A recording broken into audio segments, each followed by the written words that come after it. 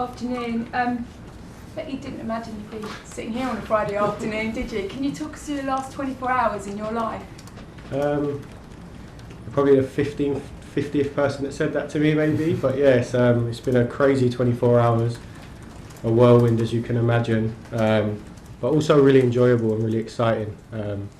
So I can only feel positive about it. It's an amazing experience. Yeah.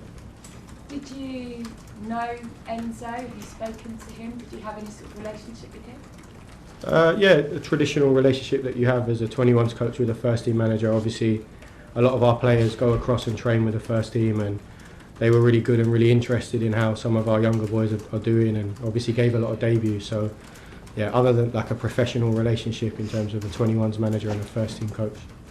And you've just taken training, you're taking the game on Sunday. Just when you took training in kind of the nicest possible way, did you almost have to say, "Hi, I'm Calum, this is my job, I'm going to be your manager for the next few days"? What sort of, how well do you even know the players, and do any of them know you?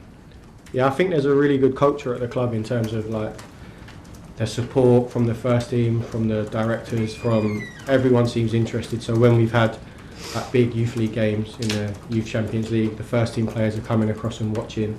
There's obviously a bit of an academy presence there as well. So I met with a few of the individuals beforehand, but I was officially introduced this morning. And Did your pass let you in? It did, yeah. It got changed to let me in. Yeah. So and it's in all honesty, it's exactly the same as wherever you work. Like we're all in it for the same reason. We all love football, and we're here to support them. And training was really good today, and it was a really good energy, and the lads have been brilliant. The staff at the club have been brilliant, so we can't ask for any more. In terms of the players, I mean, playing for Chelsea, they're well used to what goes on and the numbers of managers that are in or out. But how are they? You said good energy. I mean, you know, they're going to talk about what's happened. It's been an extraordinary, dramatic sort of 24 hours in this club. What sense did you get from them? You don't know what to expect really, but the energy and enthusiasm in training was exceptional today. They seem really focused, they're really driven, hungry. They know we've got a massive game on Sunday and we're going to have to be at our best, so you can feel that. They're professionals, they've done this a long time, they've been here before. Reece has been brilliant, he's been a real leader in the group and supported the staff and the players. So you can't ask for any more. It just seems like a real focus for getting the best performance we can on Sunday. Just finally from me then, you've never been in charge of a senior game, and your first game is going to be Man City and you're taking on Pep. In any other walk of life or any other club, it's utterly bonkers, isn't it, to even imagine what Sunday's going to be like in your world?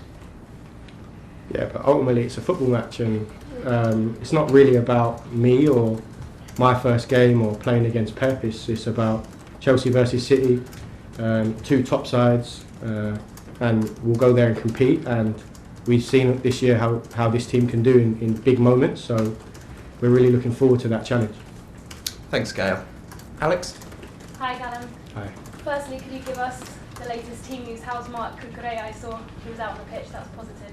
Yeah, that is positive. Yeah, we're undecided on that, so I don't really have the full information on that as of yet. But I'm sure it will come out in the next couple of days. Any other updates? Oh, sorry. Obviously, a lot needs to be resolved, but what are the short-term priorities right now? What are you going to be saying to those players before they go out against City? Yeah, it's about them. It's always awkward when an interim comes in, and it's more for them than it is for us. It's about them producing the level of performance that they've done before against top sides, and we've had some top results this year, and we know what this side's capable of. And my message to them is bringing the best version of themselves and being all in it together and believing that we can get the next couple of days right, and ultimately putting a good performance on Sunday. Have you had a chat with the owners? Have they said anything to you? Yeah, I spoke to the directors and the owners, and like I said, they've been really supportive. They've given us everything we need to be successful, and nothing more we could ask for. They've been fully on board, and we're all in it together. Thank you. Good luck. Thank you. Thank you. Thanks, Alex. John? Can I just ask you who's going to be with you on Sunday? Who will be in your coaching group? Yeah, so we have, from the 21 staff, we have myself, Andy Ross and James Simmons, who are my assistants with the under-21s. We also have Adam Keep, who's the analyst with the under-21s as well. Bernardo is still here, the set-piece coach, and that will be the main part of our technical team for Sunday.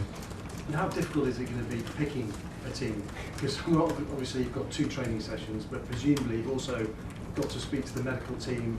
You know, some players can't play 2 games on the trot, some can't play 3 on the trot. So, I mean, how difficult is that whole process? Yeah, it's difficult to pick any team at any moment. It's probably the hardest part of the job, even at under-21s level. You're going to disappoint people, you're going to leave people out, but you've got to do what you feel is best in that moment. We'll obviously be speaking with the medical team. Obviously, lads coming back from injuries, we have to manage like you do at any club, at any level. So it's all pretty routine in that, but we'll pick the best team that we feel like is ready to play that game and compete. What are your emotions at the moment? Is it excitement, or is this a bit daunting? I mean, it's understandable that it would be pretty daunting. I'm quite relaxed about it, if I'm honest. I'm sure as I get closer to the game it will become maybe more nerve-wracking, more daunting, but I haven't worked at this level before, of course, but I think the lads, and like I said, the lads today were brilliant, and it fills you with confidence that we're all in it together, and it's a team effort. And we spoke about it. You go to Manchester City, you obviously used to work at Manchester City. Do you know Pep? No. Yeah. Okay, well, good luck. Thanks. Thanks, John. Ian? Hi, Calum, how are you? Very well, thank you. Andy Warhol once spoke about everyone having 15 minutes of fame. How are you enjoying your 15 minutes of fame, and how will you deal with the nerves come Sunday? Doesn't feel any different. I don't feel famous, or other than a few other text messages than what you'd usually get, but it honestly doesn't feel any different. I'm just focused on coming in every day, preparing the team as best we can for a positive result, but it honestly doesn't feel any different. Is this a one-off, or will you be going into next week as well? Have you been told yet just Sunday, or have you been told do it until somebody comes in? Yeah, the brief is to prepare the lads for Manchester City on Sunday, and that's honestly all I know at the moment, this moment in time. Right now you're an under-21 coach, but I presume one day, somewhere down the line, you want to be a manager in your own right. Is this a good chance to showcase to millions of people around the world, rather than a couple of hundred watching an under-21 game, what you can do? No, I honestly don't see it like that. I see it as the team needs to be prepared and ready for the game on Sunday, and our job as a staff is to give them the best opportunity to perform in that arena, in that environment. It's not about us as a staff. I know that's the narrative, but it's not. It's about giving the players the support they need to go and execute a performance. And finally, you're up against Pep Guardiola. Most managers up against Pep Guardiola are underdogs. Have you got absolutely nothing to lose on Sunday? You personally and you as a team got absolutely nothing to lose because of the situation, because of what's happened in the last 24, 48 hours?